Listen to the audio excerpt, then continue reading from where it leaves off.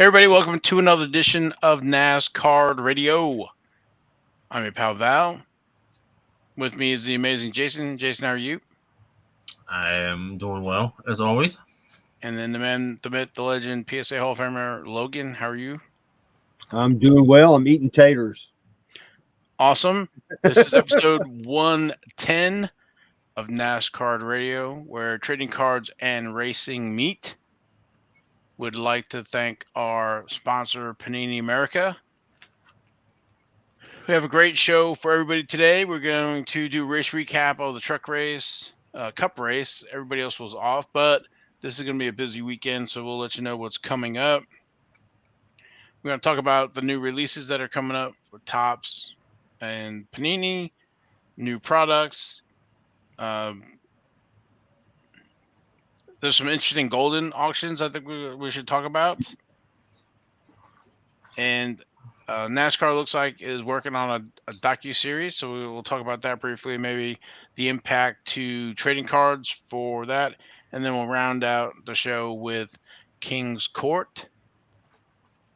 But before we get started, I think we should talk about Joey Logano, who actually dropped not too much before we started the show, so which I think everybody's going to want to check out and take what he has to say. All right, people, if you like giveaways, we got a wicked giveaway for you. Panini sent me a box full of trading cards. Check these things out. We got a boatload of them. They said do whatever you want with them. So we decided to give them away to you guys. So we're going to pick 10 winners from Twitter, 10 winners from Instagram, 10 winners from Facebook. All you got to do is comment the 22 and 22. Hashtag the 22 and 22. And we're going to be giving this out. Look at this, a whole bunch of packs. Look at this. Let's open one up for the heck of it. Clint Boyer, Ross Chastain, Harry Gant, that's a cool one, and Cole Custer. Wait a minute. Got one. Look at that guy. There's a whole bunch of these. This can be you. Who knows what you're going to get?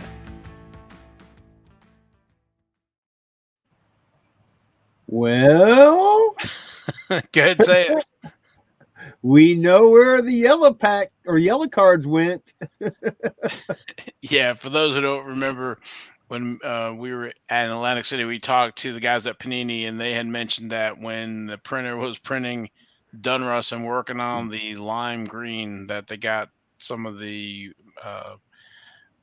color numbers off, and they got a yellow version, so that they had packed up or saved. They didn't throw them away, so they didn't know what they were going to do with it. But it looks like they sent them to Joey Logano.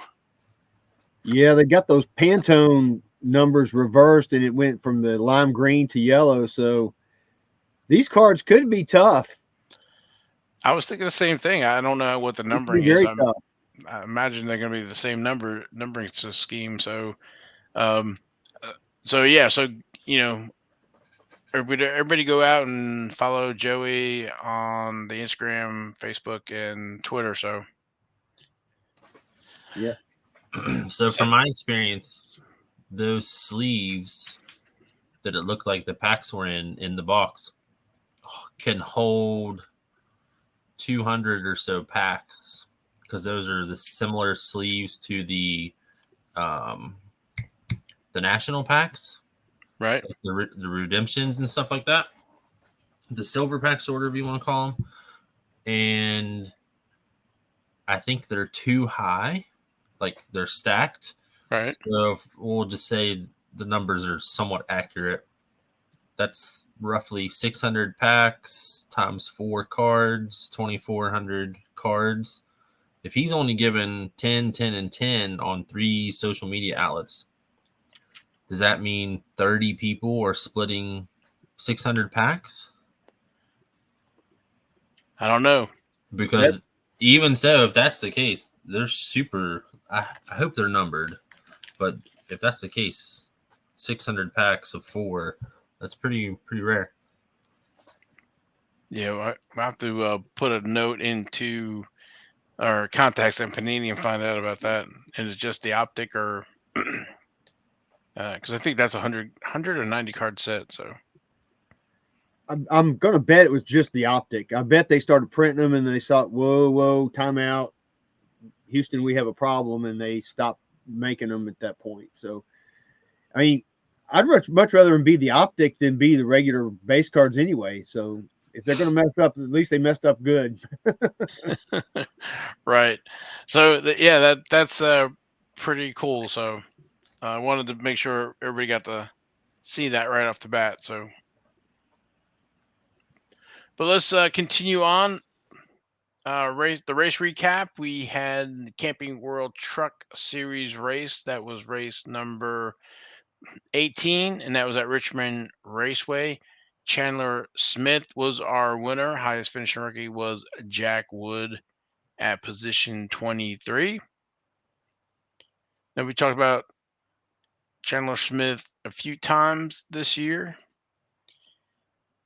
They are in the playoffs, so he's basically getting moving to the next round with that win there. But his rookie cards really weren't that long ago. In 2021 Dunruss, he only has signature series autographs, no base cards.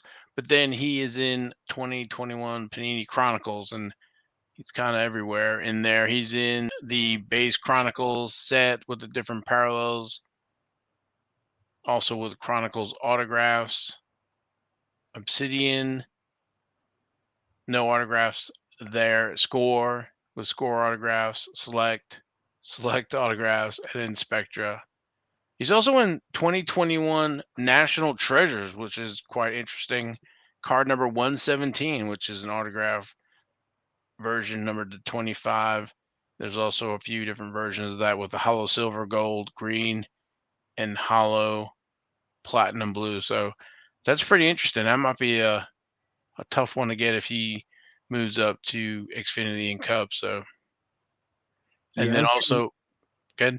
I was going to say, yeah, I'm sure he's going to be moving up to Xfinity maybe as soon as next year. And then he has a base card in 2021 Panini Prism card number 30.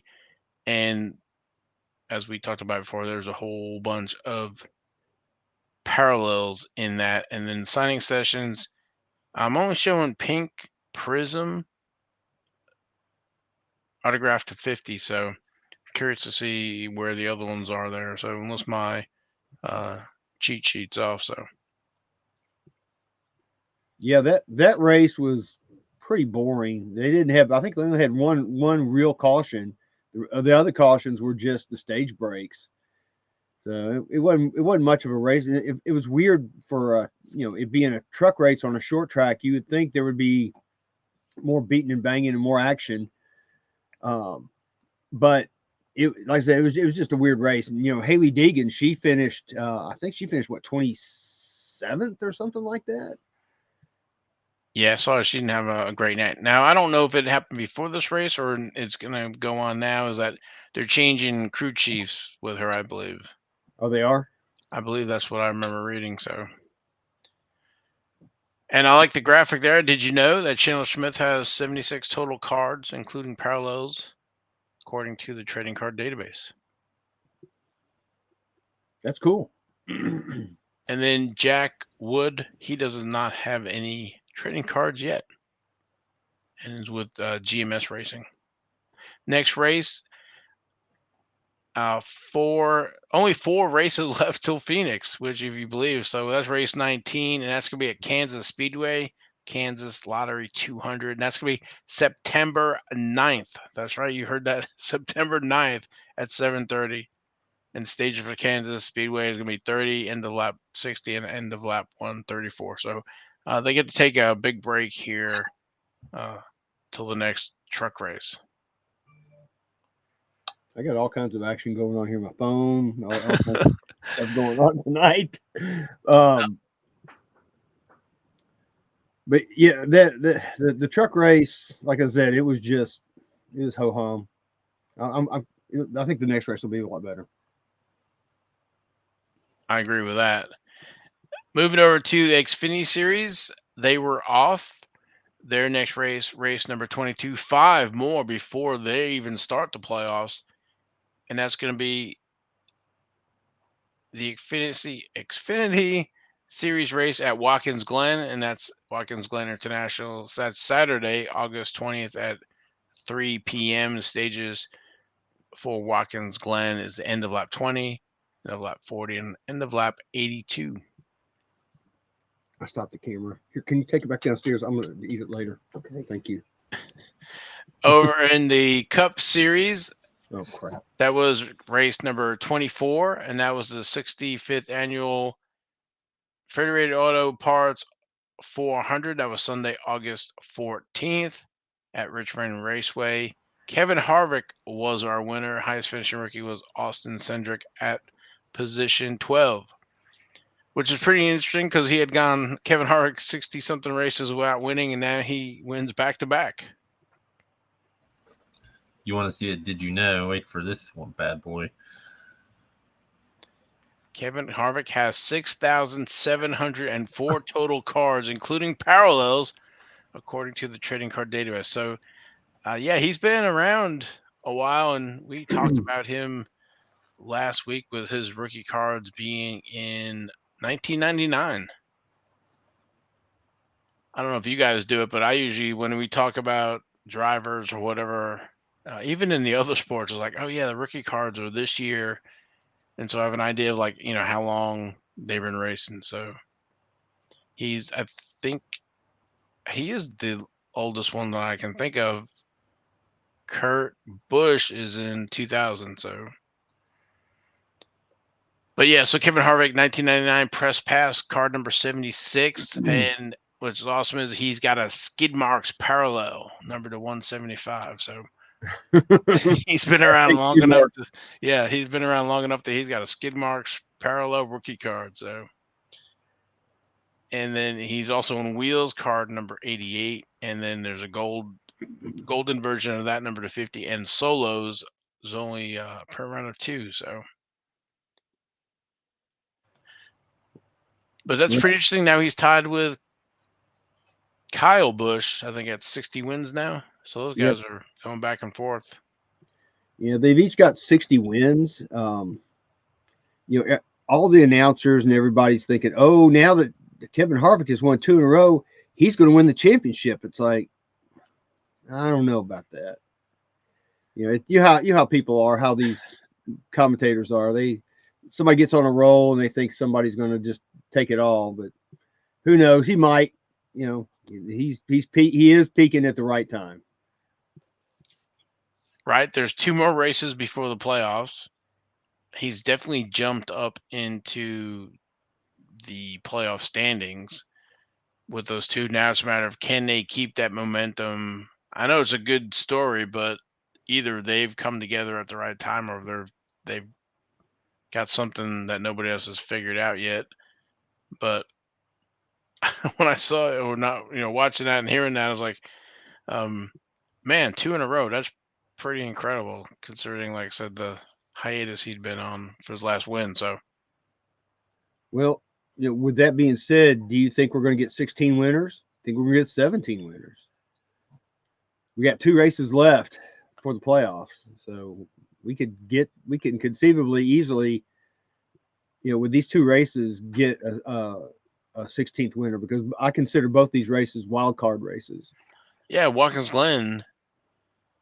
Anything can happen in one of those turns and take out a few front runners. So, but also our highest finishing rookie was Austin Cindric, and his rookies are in 2018 with Dunruss and the Phenoms insert set with the 3 different parallels or 2 versions or the base and then 2 parallels. Easy for me to say. The 2018 Panini certified with the parallels like the orange, red, blue, gold, purple, green, and black, and then there's the mirror gold, purple, green, and black. He's also in 2018 Panini Prism with scripted signatures and the parallels for that, and then 2018 Panini Victory Lane, card number 33, base card with the different parallels and signatures in Victory Lane. So I always forget about Victory Lane because these other ones, well, even certified, they're kind of defunct. So maybe we'll get them in Chronicles. Maybe.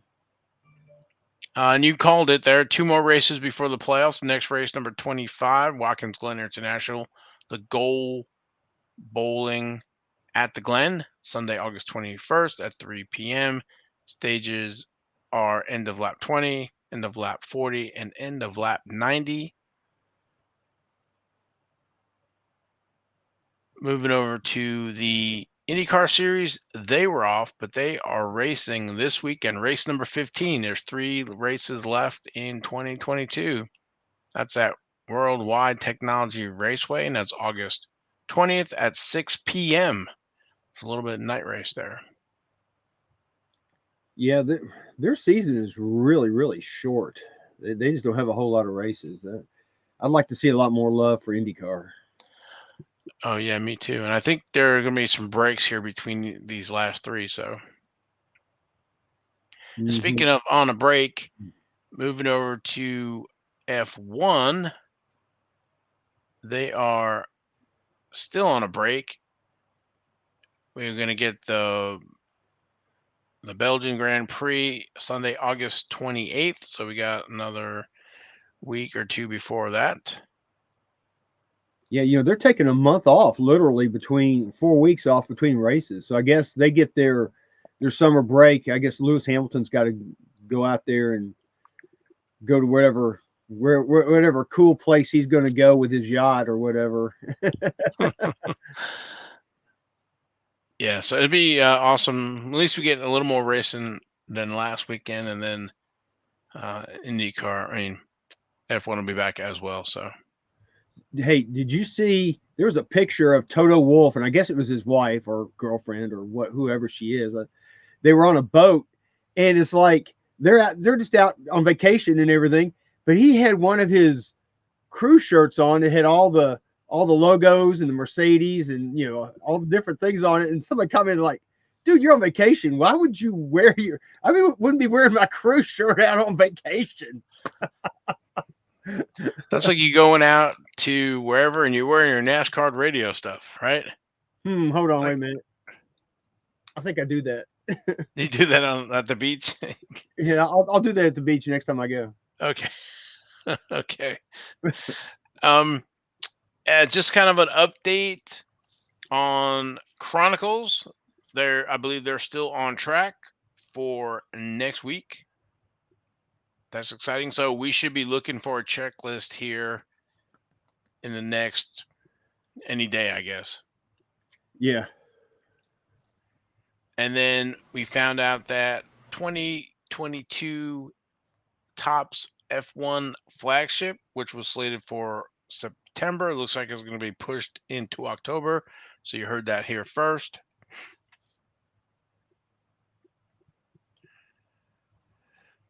Next on our list, I guess you would say, is we'll go to the Golden auction. Share my screen real quick.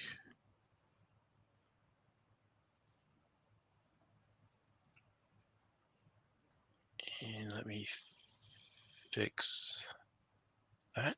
Okay. So you see that this Formula card has popped up at 2005. So that kind of predates anything that we know for Lewis Hamilton, to my knowledge, which is when he was at F3, which is really pretty cool. Yep. It's a 6, but I think it's the only one that I think is a pop of 1. So,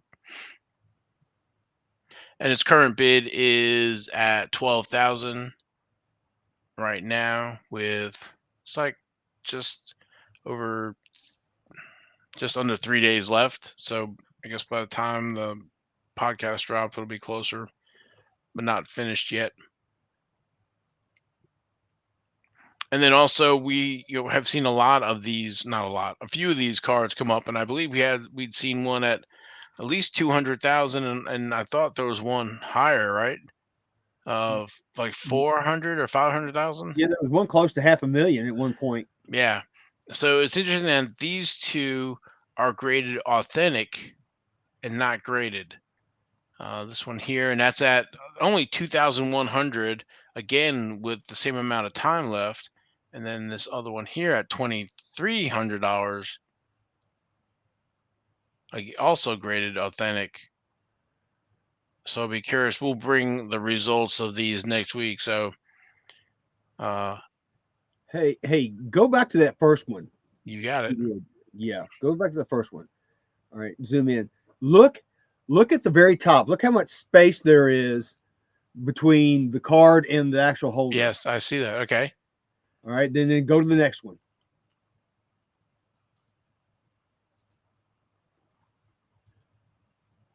Looky there. You are right, sir. So Well, I think I know why one of them's authentic. well, yeah, this one's authentic as like I said as well. But so I guess it's kind of deceiving. On the bottom, there's a gap, no gap on top, and then on the right hand side, it looks like there's a gap, and then no gap on the bottom. So let me go back. It's still not as significant on the second one as it was on the first one. Yeah. But I see what you're saying. So that's like riding right down in that holder and that. But whoever scanned it should have probably paid attention to some of that. But it's got a touch there on that top left corner. Yeah, it does. Besides the fact that it could be a little micro millimeter off or something, but yeah, that one's definitely cut thinner, or you know what I mean. It's not as wide as the other one, or tall, I guess, if you look at it from that perspective. and what's interesting is some of these other ones here with 0 bids. This is a 2020 gold PSA 7 at 1,000 with no bids. This other one here at 1,000, no bids. This one has 5 bids and has at 200. And then I see this Sapphire edition, PSA 9. Now remember, those boxes are about $3,000 or more a box. And you don't get a complete set from a box. So, I mean, if this goes for less than 3, I think this is a steal.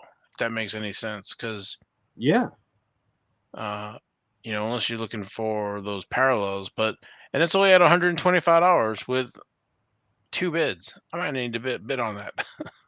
yeah. So I don't know, but I wanted to, like I said, see. I saw this, and here you go. Here's the three of these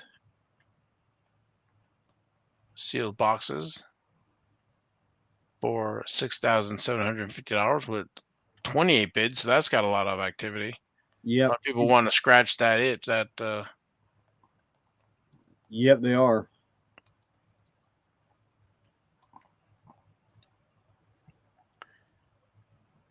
Yeah, so it surprised me that some of these just have no bids at all. Well, we are kind of in a recession, but the collectors that are collecting these cards, I think, have some pretty deep pockets, so they can buy these cards if they want. Maybe right now the market is just down. I don't know. I think this one here is only numbered at a 25. It's way off center though. It's a 9. Yeah, it's off right. center. That's the guy little right top there. to left to right, top to bottom a little bit, but again, it's a 9, pop 3, and 350. So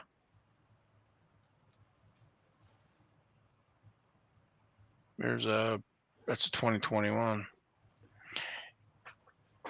So going back to those Futera cards up there at the top, do you guys think that the people that spent those 6 figures on those cards are regretting that decision at this point, now that this 2005 card has come out?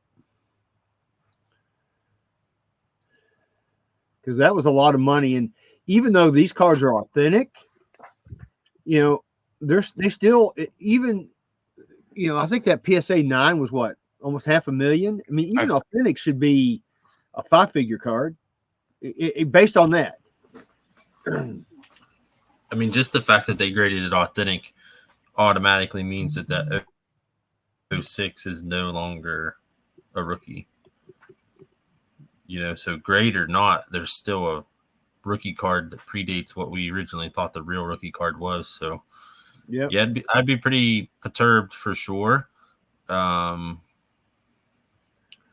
don't know. It's just weird how within a year we've, I guess, discovered, I don't know if that's the right word or not, but discovered cards of somebody, and then we discover one that's earlier. So it makes me wonder, like, how far back these things go, because we thought 06 was the farthest. So You're right. And of course, these all are different releases. Now, this was in that, I think it was a Czech magazine that had those cards, and they were perforated, like you can see around the edge in the centers of the cards.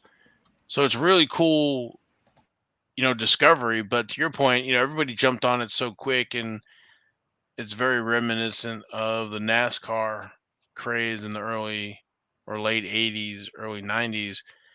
And everybody was just clamoring for whatever they can get until just to have something, and until it was, really documented. Baseball has all these years, and we had all those years in the early years where they were getting cards and cataloging them and everything else, and that really hasn't been done for F1, right? As Logan can contest, it wasn't hot until it was, and people didn't really pay it any attention. And Beckett cataloged some of it, but that wasn't their primary, concern. If you look in a Beckett, NASCAR is the majority of it, and then there's a little bit for IndyCar and a little bit for F1, maybe some Right. older stuff as well. So, and since this is actually a European issue, not a U.S. issue, they kind of just snuck in there. Well, here's the thing. These Formula One cards, Formula One is a global sport. Therefore, you're going to have global manufacturing of cards. So it's not like what we had with NASCAR, where it was all just here in the United States. Now you've got a global market. You've had all these, one-off things that have been produced for magazines, or God knows what they've been produced for, and they're still being discovered, and they're still coming out of the woodwork. It's kind of like soccer is going through that same thing right now too.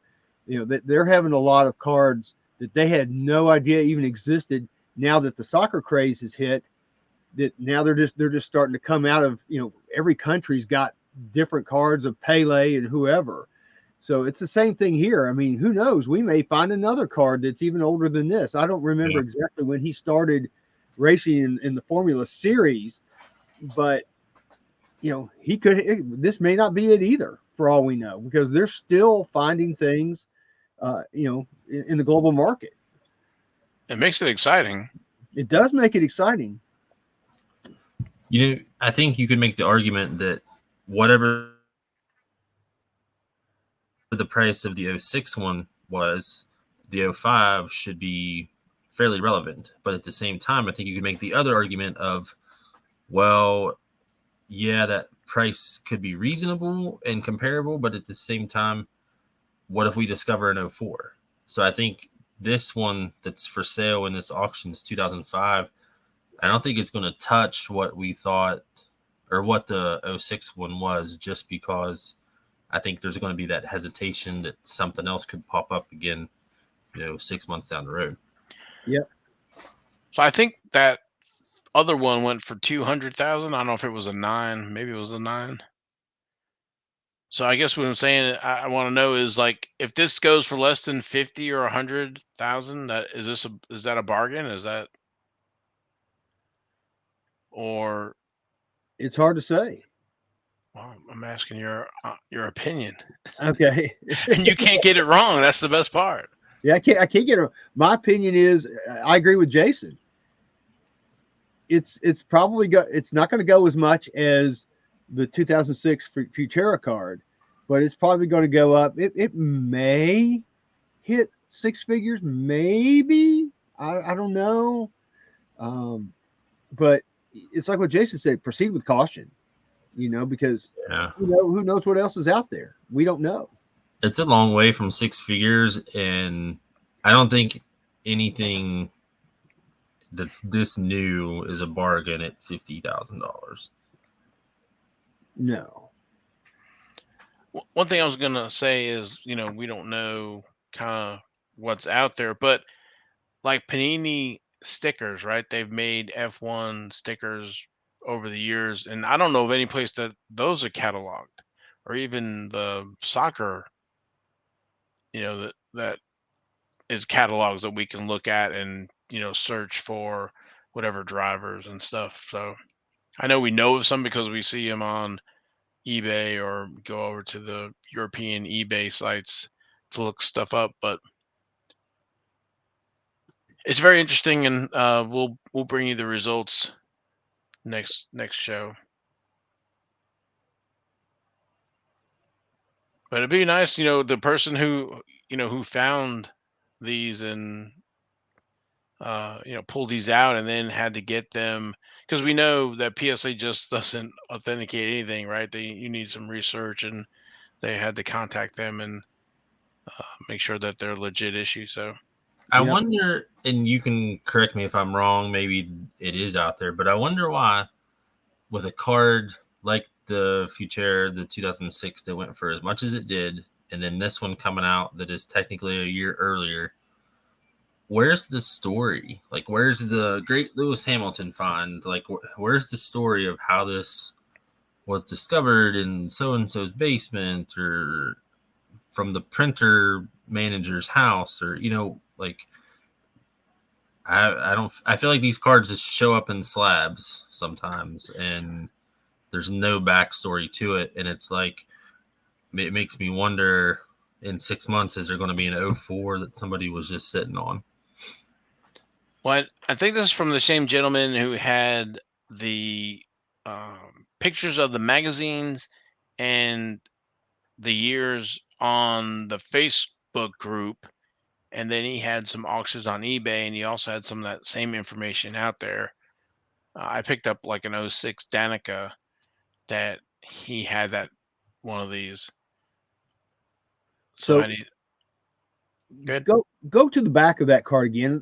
Does it say that it's officially licensed? Because that's always a big thing with PSA, is it has to be officially licensed. It's kind of hard to tell. I don't know if you can see if you can you zoom in on it with the zoom tool.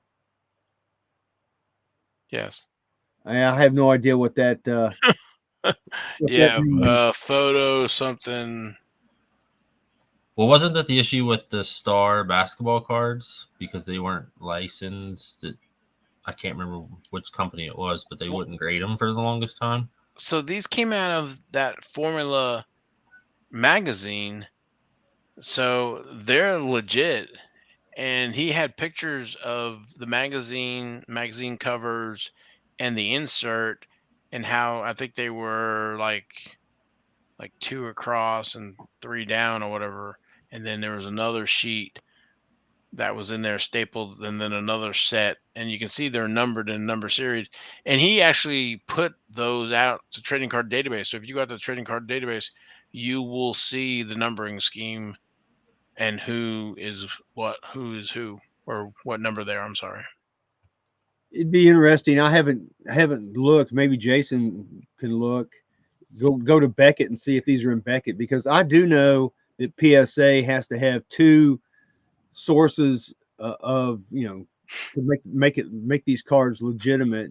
Like in Beckett or Trading Card Database or some place like that, in order to grade these. Now, who knows? I know there's a lot of people clamoring for these F1 cards. Maybe did they make an exception for this? I don't know.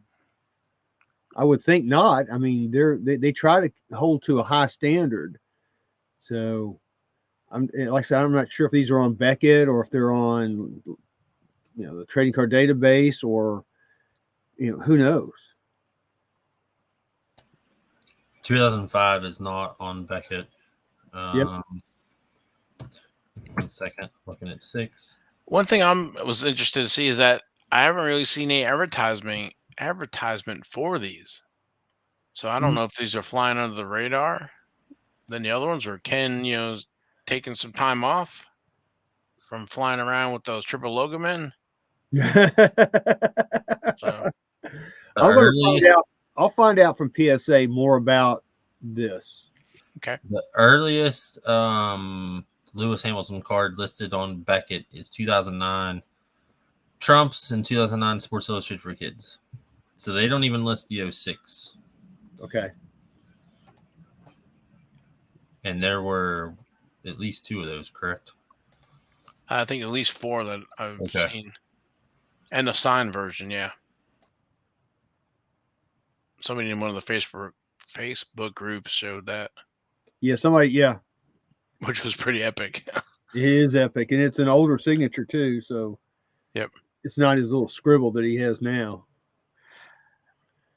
So we'll bring you the results of the auction next week. Yeah. And then one other item I wanted to show was that NASCAR is working on a docuseries, and we'll play that for you and then get you guys' thoughts on how you like the preview for this, and if you think maybe it will affect cards or not, or bring more folks to NASCAR. Time to strap in and get them going. Everyone's excited. NASCAR drivers are some of the best race car drivers in the world.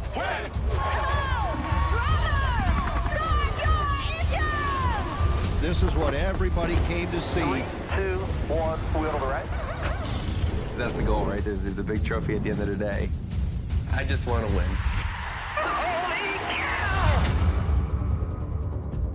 We've all got those couple of crazy friends that do crazy things. Well, this is 40 of us. When I think about gladiators, NASCAR drivers are very much in that vein.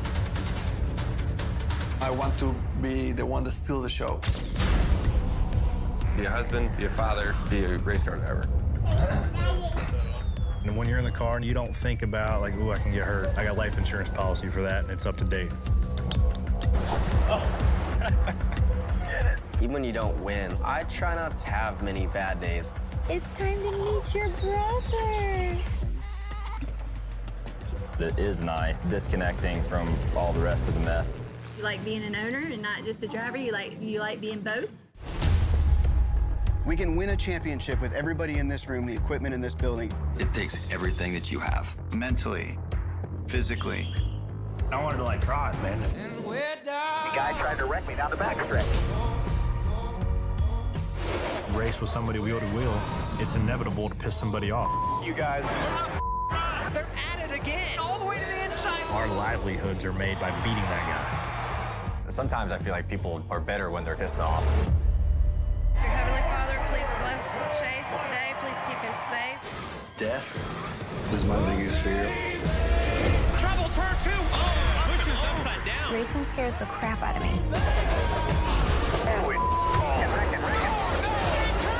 Trouble turn 2. Forward into the outside wall. Steaming to the line. Unbelievable. Checkered flag in the air.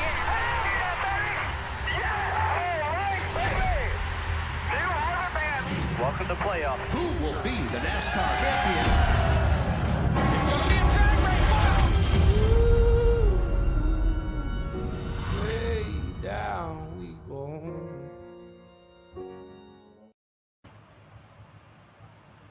So this looks like NASCAR's answer, or try to answer, the Formula One Drive to Survive series on Netflix. So, It's going to be a 10-part series from what I saw. So we talked last week about my wife watching the Dillon's show that's on USA, where that stuff might not get you to the actual race broadcast, but it at least gets you to know names and pay attention and all that stuff. So I think these shows are always positive. Whether or not it translates into people buying more cards or, whatever, yet to be seen. But I think these are always positive. I don't see the negatives in this at all. I would agree with that. one thing though that I'm thinking about is, Netflix is a streaming service, whereas this is on a more or less a cable network channel, Right. USA. So I don't know that it's going to get the same kind of viewing that the Formula One series got. It might. I don't know. I think it's going to be good for NASCAR. It's going to show a side of the drivers that people don't normally see, which I think is good. It's like what you were talking about, Jason. More of a personal thing as well. Like I said, I can't think of anything negative. The only thing I can think of is that it was, the Formula One cards came out around the same time that the Drive to Survive started, which really, those two things clashed and it just exploded. Whereas, we've already had our explosion of cards back in 1988 through the early 90s. And you also have to think that these Formula One cards that came out the Topps Chrome, a lot of them were like the 88 Max. They were all of the rookies and things. So that really helped. Whereas, our cards coming out right now don't have that per se. So, that's just a few of the things I thought of. It would be nice to see, because we talk all the time about Panini's lack of push for the NASCAR cards. It would be nice to see, the way that we do some overlays on the screen. It would be nice to see them do some overlays during these episodes of Panini NASCAR trading cards available, blah, blah, blah. Like, let's see some kind of splurge on some marketing funds and, yep, exactly. And see if it does anything. You don't have to do it every episode. You don't have to do it for the whole episode. But even if it pops up twice for 10 seconds, it's something. I mean, it obviously works because channels like USA use it to not broadcast, but to advertise their own programming. So, I mean, it obviously works to some degree. It would be nice to see something like that, but it might be too short of notice to even get that started now. I'm hoping to see at least some video from pit lane or pre-race where drivers are signing cards and signing hats and signing die casts and stuff to kind of show viewers, that's out there. Because, I've said it before, I've been at the NASCAR Hall of Fame and had some cards to get signed, and folks were like, didn't know they made cards. Or even Mike Joy, when I talked to him, who has a card, he was in like the 91 tracks, and I was talking to him about, Panini making cards, and he didn't know anybody made cards anymore at that point, which was, I guess, was 2018 or something like that. So I'm hoping there will be some of those visuals in that docuseries. So I'm excited for it. It looks like be the season and the championship run kind of documented. So it's always nice too to see behind the scenes. There used to be a show called NasCar Drivers. That's kind of one of the things that got me hooked. It was all kind of behind the scenes. It was more of like Monday through Friday for the drivers, and this was like in the late 90s, I think, early 2000s. The show was on. So NasCar Drivers 360, I think it was. Yeah, it was NASCAR. It was NASCAR driver. Yeah, NASCAR Drivers 360. I think is what it was. And see, it got you. So maybe it sure did the same thing for other people. Right. So, and I believe some of those episodes might actually be out on YouTube. So, well, good. Oh, well, what I was going to say was, going back to this, and trying to compare the Formula One Drive to Survive to this, it's like, you got to think that the United States traditionally, through its history, the United States has been pretty much an isolationist type country, right? Where, it's all about us, and, we didn't really worry about the rest of the world. But, these last several years, we as a country have opened up to other things throughout the world. Soccer has become more popular. All these other international sports have become more popular here. So my point is that this documentary hopefully will open up NASCAR to the rest of the world. I'm hoping. And people people in other countries will see just how great NASCAR really is, and maybe that'll spark some interest in trading cards. Maybe it'll I'm just hoping that it will help. Yeah, I'm with you. That exposure, and it looks like it's going to be very positive. So we'll keep an eye on that. And again, it's on USA, and it's going to be starting September 1st. So Yep, 10 episodes from what I read. And there's going to be all kinds of drivers. I was looking at the list. I'll just name a few of them off real quick, and you saw them on there. You got Chase, Kyle Larson, Kyle Busch, Logano, Brad Kay, Blaney, Suarez, Ross Chastain. I saw Corey LaJoy in there. I thought some of his comments were really good. I'm going to be watching just to see what Corey LaJoy has to say, because I like him. yeah, he's a character. If you remember, I think it was last year, he had the car with his face on the hood. That was pretty funny. So, but I think that's all I have for the segment. I don't know if you're ready to go to King's Court. Well, I do have a little bit of news I want to talk about real quick that's going on. The first thing is Ryan Blaney signed a long-term contract. I don't know what long-term means. I don't know if it's 3 years, 5 years, whatever, but he did sign a contract with Penske, so that's cool. I'm glad to see that.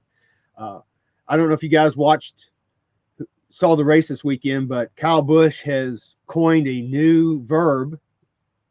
He was chastained. I did see some of that, yeah. And there's now actually a definition for chastain. It's a verb. It says the act of getting run over, used up, doored, walled, or moved intentionally in a NASCAR event by a fellow competitor. So maybe it'll be added to Webster's. And then one more thing about this upcoming race this Sunday. We are going to have 7 drivers or drivers from 7 different countries in this race. We're going to have Kimi Räikkönen, who's a former F1 champ. He's from Finland. There's another, of course, we have Daniel Suarez from Mexico. There's a driver, Loris Hesmans from the Netherlands, Mike Rockenfeller from Germany, Danielle Kvat from Russia, and Kyle Tilley from the United Kingdom, plus all the drivers from the United States. So that's the most by far that we've ever had. That's a huge international crowd for a NASCAR race. So I'm impressed with that. And it kind of goes back to what we were talking about just a few minutes ago with, the NASCAR special that they're going to have. Yeah, it's really exciting to have that many international drivers in a NASCAR race. So that's awesome. Hopefully they enjoy it, and we'll see more drivers come to NASCAR. So I would love to see that. I really would. I think that would open up the appeal to the rest of the world, because to me, if there was a Formula One driver from the United States, like Colton Herta or somebody like that was in Formula One, I would be even more interested in it, and I would be pulling for that driver every time. And I'm sure the people in other countries would think the same thing, if they have a NASCAR driver from their country in a NASCAR race, that I'm going to watch it to see how he does, and I want him to win. Well, you're saying, I was thinking of basketball with Yao Ming when he was in there, and a lot of folks from China followed. I think I don't know if we talked about it last time, but Bubba Wallace signed a long-term deal as well. Oh yeah, he re-signed. Yep. Go Bubba. Yep. So, anything else? I don't think so. You got anything, Jason? I think there's a no. All right, I guess cue the music. Cue the music.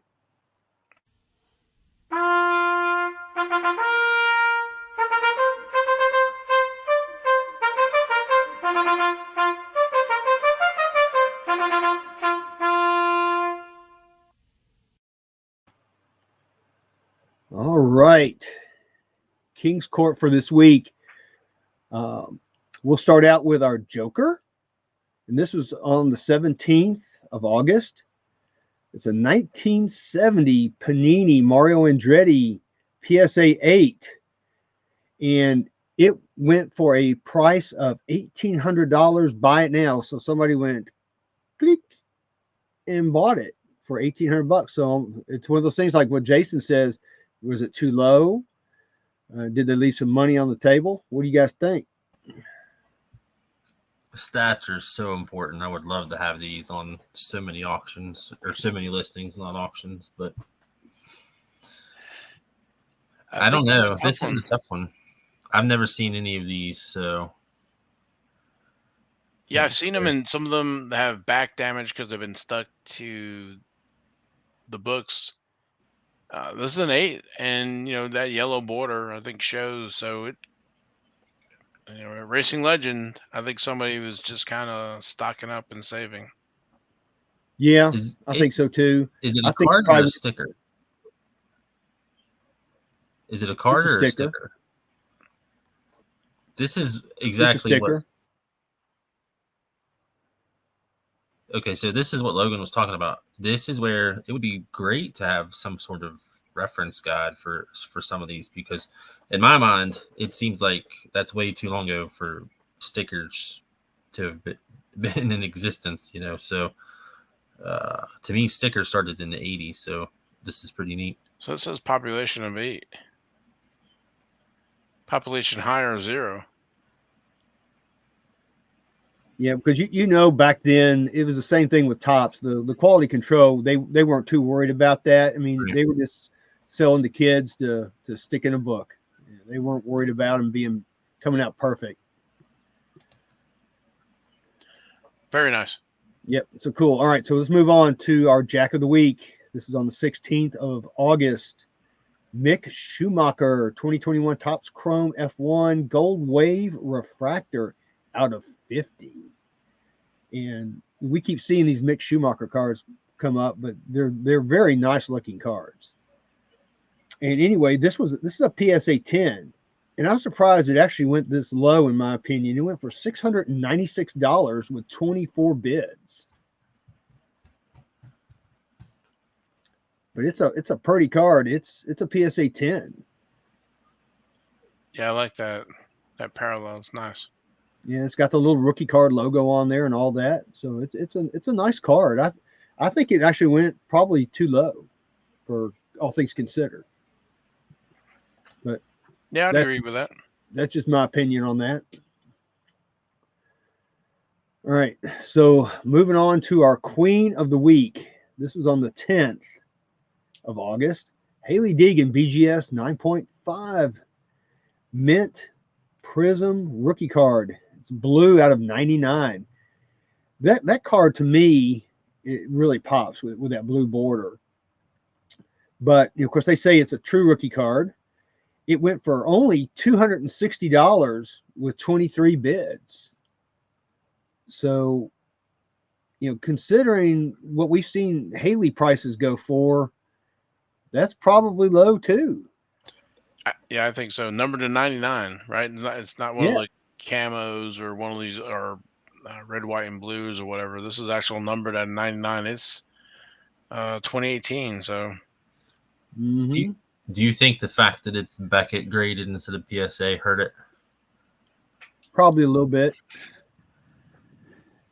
I mean, they've taken a hit in recent years for sure. I mean, centering 9.5, corners 9.5, edges 10, and surface 9. It's pretty good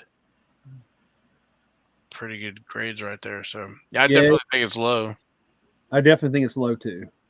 Maybe 350 range.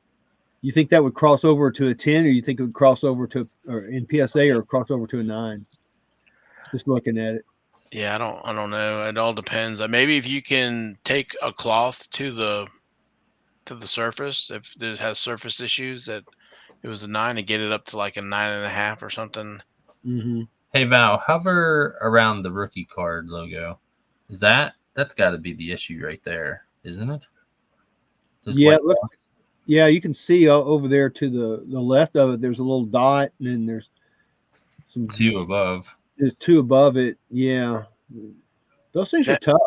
Now I think we've talked about it before, pointed out that there is a dot on, I guess it's on the regular one, I thought it was on to the Okay. right of her head or whatever, but I think, or some kind of indentation, and I think they kind of all take that into consideration. So, Yeah, because I've never seen one without that little indentation on it. right. But it's nice. I think it pops with that blue and that black on her uniform, and then that white in the center. So, if that makes any sense. It makes a lot of sense. It just that's a sweet looking card without a doubt. Yeah. Out of 99. Okay, so let's head on over to our King of the Week. This was on the 14th of August, 2020 Topps Chrome F1 refractor of Max Verstappen. And this is the short print. It's a short print, yeah. This is with him with his helmet. PSA Yeah. 10. This card went up for bids. It wasn't no buy it now or best offer. It went for $3,330 with 29 bids. And that's a sharp looking card. It's very it shines. It's very pretty. It's so pretty.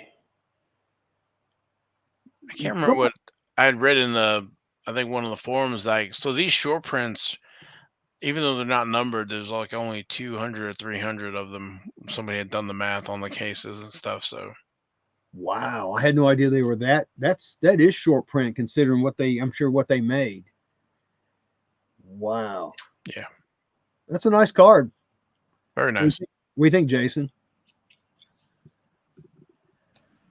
Nice, but I'm not impressed. I guess I'm becoming numb to the Chromes, so I'm just like, yeah, it's just another one. We'll see a couple more next week.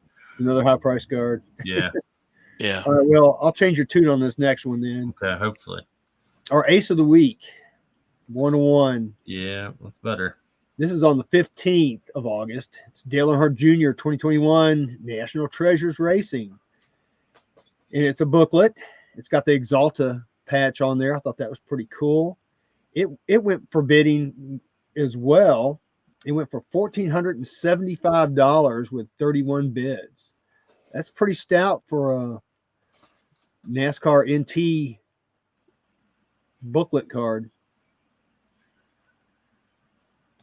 But it's a nice looking. I mean, it's got all the blue with the blue Exalta. It's one of those cards that pops.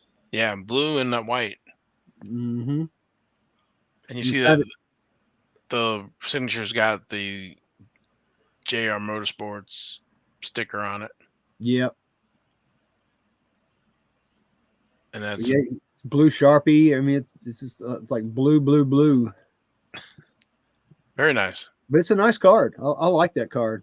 So 101. 101. All right. So to cap it all off, our Royal Flush of the Week on the 13th of August, 2021 Topps Dynasty Formula One, Charles Leclerc, dual patch auto out of 5. It's number 4 of 5. It's a PSA 10. And it went up for bids as well. It's coming out of China. And it went for $7,000 with 64 bids. So there was a lot of action on that card. Yeah, it looks like it was a 10. Oh, no, you're right. Jim and 10. I thought the auto was graded too. But yeah, that's nice signature. Yeah. It looks like it may be a little thin on some of the pieces of it. I bet they didn't get it done because it probably would have been like a 9 auto, probably. Maybe. I guess what I'm saying is it's not just, some kind of small little initials or whatever. It's actually a signature. Yeah, it's not a scribble. Yeah, thank you. Not one of the I give up autographs like we see a lot from these athletes these days. And the patches are nice, right? They're 2-color. They're not just some, black patch or white solid patch. They got some contrast to them. So it's a nice card. Cool. Yeah, it's a nice card. So that is it for this week's King's Court.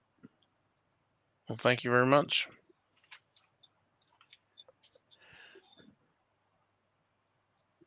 Jason, how are we ready to give away the card for the National by any chance? Put me on the spot. I know. I hate it. I think I have the image for it just to remind folks. Let's do next week because I was not prepared. Okay. I remember you talking about it and I forgot. All right, but so next week we'll have we'll award the prize from the National for the Dale Earnhardt Junior autograph with memorabilia. It's not like that booklet, but it's got a nice thing with a authentic sticker on it as well. So Free is free. Yep. So again, I'd like to thank our sponsor, Panini America. Where's my banners? There they are.